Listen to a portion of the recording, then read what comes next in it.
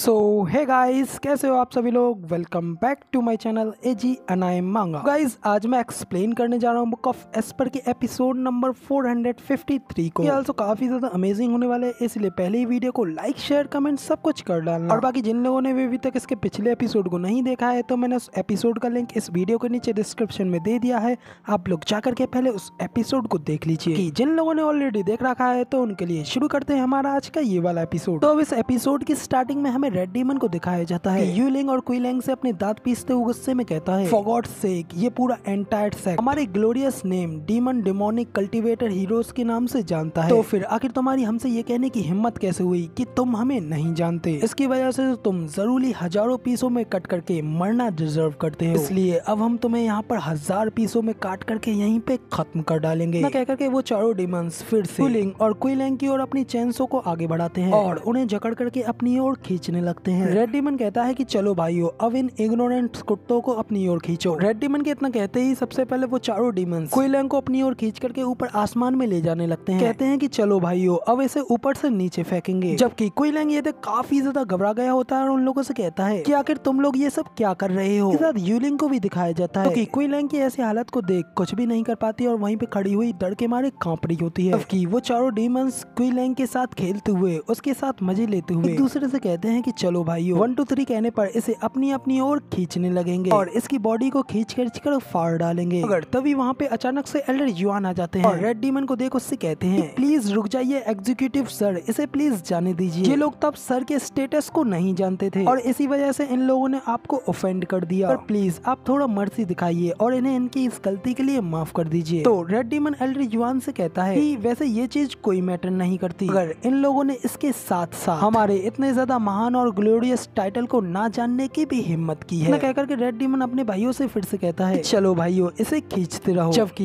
ये देख Elder yuan हड़बड़ाते हुए कहते हैं कि रुकिए रुकिए रुकिए, आप इनको नहीं मार सकते क्योंकि ये लोग स्टीवर्ट जू के फ्रेंड्स हैं। तो अब जब एल्डर युआन के मुंह से उन चारों डीमंस को ये पता चलता है ये लोग स्टीवर्ट जू के दोस्त हैं, तो ये सुनकर के उन चारों डीमंस को एक झटका लगता है और वो लोग वहीं पे रुक जाते हैं और क्विलैंग को वापस जमीन पर बड़े प्यार से उतार देते हैं और उसके सामने झुकते हुए उससे कहते हैं कि आप लोग स्टीवर्ट जू के दोस्त हैं, आप प्लीज हमें माफ कर दीजिए। वैसे ये छोटी सी गलती हो गई है, प्लीज आप इसके लिए हमें माफ कर देना और अब इस बात को अपने दिल पर ज्यादा मत लेना और बिल्कुल भी स्टीवर्ट जू को कभी भी इसके बारे में मत बताना, क्योंकि हमें नहीं लगता है कि आप लोग चाहेंगे कि हम लोग इस वजह से काफी ज्यादा सफर करें। अब इधर उन लोगों को इस तरीके से अचानक से खुद से यूं माफी मांगता हुआ देख करके क्विलैंग भी काफी ज्यादा हैरान हो गया होता है, जबकि यूलिंग और एल्डर युआन भी काफी ज्यादा हैरान हो गए होते हैं। साथ ही एल्डर युआन हैरानी से अपने मन में कहते हैं व्हाट द हेल, आखिर इन वॉरियर्स के साथ ये क्या गड़बड़ी है। ये लोग बस अभी अभी 1 सेकंड पहले ही इतना ज्यादा डिसऑनरेबल होकर के हम लोगों को परेशान कर रहे थे, लेकिन अब देखो इन्हें, ये लोग अब कितने ज्यादा रेस्पेक्टफुल हो गए हैं और आखिर एक इतने ज्यादा डिसऑनरेबल और खतरनाक लोगों को लाइन पर लाने के लिए उसके पास कितनी ज्यादा ताकत होनी चाहिए। तो अब जब एल्डर युआन ये सब सोच ही रहे होते हैं, रेड डीमन को कुछ याद आता है और वो अपना सर ऊपर करते हुए कहता है ओ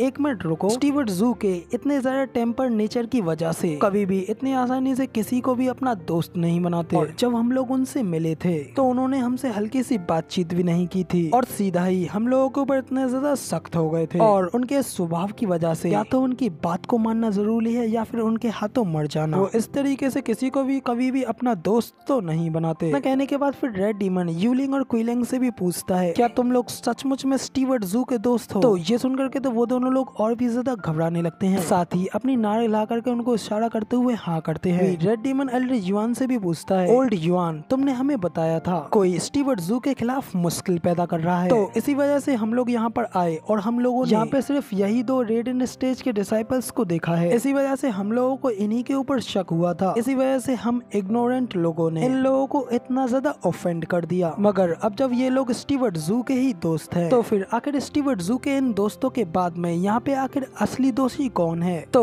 अब इधर उन चारों डीमंस की ये बात सुनकर के एल्डर युआन भी हैरान होते हुए अपने मन में कहते हैं कि शिट, क्या बकवास है, आखिर इन लोगों ने सोचना कब से सीख लिया। इतना सोचने के साथ ही एल्डर युआन उन लोगों से भी कहते हैं एग्जीक्यूटिव सर, लोग जिन्होंने स्टीवर्ट जू के साथ पंगा लेने की कोशिश की थी वो लोग तो अब यहाँ से उड़ करके चले गए हैं और ये दोनों लोग तो बस यहाँ पे उन्हीं दोनों लोगों को पकड़ने की कोशिश कर रहे थे, मगर लेकिन आप ही लोगों ने बीच में आकर के इन लोगों को रोक दिया था, क्या आपने ये नहीं देखा था। इसी के साथ एल्डर युआन अपने मन में कहते कहते हैं कि ये लोग यहाँ पर लौट कर आने के बाद भले ही नए इंसान बन गए हैं, लेकिन ये उनके बदलने वाले ज़ू फैन को और भी ज्यादा अमूल्य बनाता है। दूसरी ओर एल्डर जुआन की वो वाली बात सुनने के बाद में चारों डीमंस को एक झटका लगता है और फिर वो बुरी तरीके से घबराते हुए कहते हैं कि देख करके लगता है कि आप लोग बिल्कुल सच कह रहे हैं। इतना कहने के बाद फिर रेड डीमन क्वी लैंग को ग्रीट करते हुए उससे कहता है कि हमें माफ कर देना, हमें नहीं पता था कि हम सभी लोग एक ही साइड पर हैं और आप लोग भी ये सब कुछ स्टीवर्ट ज़ू के लिए ही कर रहे थे, मगर लेकिन हम लोगों ने यहाँ पर आप लोगों को ही ऑफेंड कर दिया, तो प्लीज हमें माफ कर देना और प्लीज इस सब के बारे में स्टीवर्ट ज़ू को बिल्कुल भी मत बताना। इसी के साथ फिर रेड डीमन कहता है कि मगर लेकिन आखिर वो दोनों लोग कौन थे जो कि यहाँ पर आकर के स्टीवर्ट ज़ू के साथ मुश्किल पैदा कर रहे थे, आप लोग हमें उनके बारे में बताइए और फिर हम सभी लोग एक साथ मिल करके उन लोगों को पूरी तरीके से खत्म कर डालेंगे। तो अब ये सुन क्वी लैंग भी थोड़ा हैरान हो जाता है और फिर यूलिंग के कानों में कहता है कि ये चारों लोग भले ही डेंजरस हैं और अननोन हैं, मगर लेकिन इसी के साथ ये लोग काफी ज्यादा टफ और भोले वाले भी हैं, तो फिर आखिर हम लोगों को इनका यूज वूमेयर और ल्यूजियो के साथ अपना बदल लेने के लिए क्यों न कर लेना चाहिए। तो क्वी लैंग की ये बात सुनने के बाद में यहाँ पे यूलिंग भी क्वी लैंग की बात के लिए एग्री करती है और हल्की से स्माइल करने लगती है। लेकिन तभी एल्डर जुआन उन चारों डीमंस से कहते हैं एग्जीक्यूटिव सर, वो लोग इनर डिसाइपल्स थे, लेकिन आप लोग उन्हें टच नहीं कर सकते क्योंकि यही हमारे सेक्ट लीडर के रूल्स हैं। और वैसे भी अगर स्टीवर्ट ज़ू उन लोगों की जान लेना चाहते थे तो फिर वो लोग तो यहाँ से बच करके कभी नहीं जा पाते, तो फिर अच्छा रहेगा कि आप लोग अब स्टीवर्ट ज़ू के प्लान्स में बिल्कुल भी इंटरफेयर ना करें और किसी भी तरीके की मैस ना फैलाएं। ये सुनकर के वो चारों डीमंस भी एल्डर जुआन की बात के लिए एग्री करते हैं कि यूलिंग और क्वी लैंग अपने प्लान को इस तरीके से फेल होता हुआ देख करके ऐसा करते हुए एल्डर जुआन से कहते हैं कि ओल्ड जुआन तुम, जबकि एल्डर जुआन कहते हैं कि एग्जीक्यूटिव सर्स के मेथड्स बहुत ही ज्यादा क्रूल हैं, लेकिन ये सब कुछ तो परिस्थितियों से ही पैदा होते हैं, जबकि वो खुद सिंपल और हॉनेस्ट मैन है और अभी अभी माफ किए जाने के बाद वे लोग वापस से सेक्ट में लौट आए हैं, जो कि काफी ज्यादा लॉयल और ब्रेव हैं और साथ ही काफी ज्यादा स्ट्रॉन्ग भी। तो फिर मुझे नहीं लगता है कि वे खुद को इस तरीके से सेक्ट की पॉलिटिक्स में इस तरीके से शामिल होने देंगे और इस कारण की वजह से मारे जाएंगे। लेकिन अब जब मैंने ये कह दिया है तो अब यहाँ पे आपका बदला काम नहीं करेगा, इसलिए बेहतर रहेगा कि अब आप लोग उन जूनियर्स की केयर करें। एल्डर जुआन की ये बात सुनने के बाद में क्वी लैंग और यूलिंग भी काफी ज्यादा हैरान हो गए होते हैं और एल्डर जुआन की ओर ये हैरानी से देखने लगते हैं। तभी क्वी लैंग कहता है ओल्ड जुआन, मुझे बस इतना ही समझ आया है कि गैंगर, मुझे अब अपनी जान दे करके भी गैंगर की देखभाल करनी है। अब तो क्वी लैंग की ये बात सुनने के बाद में एल्डर जुआन भी हल्की से स्माइल करने लगते हैं और इसी के साथ यहाँ पे हमारा ये वाला सीन चेंज होता है और अगला सीन हमें वापस से कोर्टयार्ड का दिखाया जाता है, जहाँ पे कि गैंगर पट्टियों में बंधा अभी भी बेहोश पड़ा होता है। वहाँ पे रेड डीमन भी गैंगर को देख क्वी लैंग से कहता है ओ निश्चित रूप से ये लोग मरते हुए दिख रहे हैं, और तो क्या उन्होंने अपनी गोलियां नहीं ली और क्या हमें इन्हें वो देनी चाहिए। तभी ये सुन क्वी लैंग और यूलिंग दोनों ही रोते हुए अपना चेहरा लटका लेते हैं और क्वी लैंग दुखी होते हुए कहता है आपका शुक्रिया एग्जीक्यूटिव्स, मगर लेकिन इनकी मेरिडियंस अब बुरी तरीके से खराब हो चुकी हैं, अब यहाँ तक कि एक 7th ग्रेड की पिली भी इनके ऊपर कुछ काम नहीं करेगी। तो अब इधर क्वी लैंग की ये बात सुन करके और उन लोगों को रोता हुआ देख करके डीमन उनसे कहता है कि तो फिर आखिर इसमें रोने की क्या जरूरत है, ये सिर्फ कुछ टूटी हुई मेरिडियंस ही तो हैं और स्टीवर्ट ज़ू के सामने तो ऐसा कुछ भी नहीं है जिसको कि वो हील करके ठीक न कर सके। और क्या तुम लोग स्टीवर्ट ज़ू के फ्रेंड्स नहीं हो, क्योंकि स्टीवर्ट ज़ू तो अपने दोस्तों के प्रति बहुत ही ज्यादा हम्बल और उदार है, तो फिर आखिर तुम लोग स्टीवर्ट ज़ू के पास में अपनी मदद के लिए क्यों नहीं जाते। तो अब इधर रेड डीमन की ये बात सुनने के बाद में यूलिंग और क्वी लैंग तो बहुत ही ज्यादा हैरान हो गए होते हैं और कहते हैं कि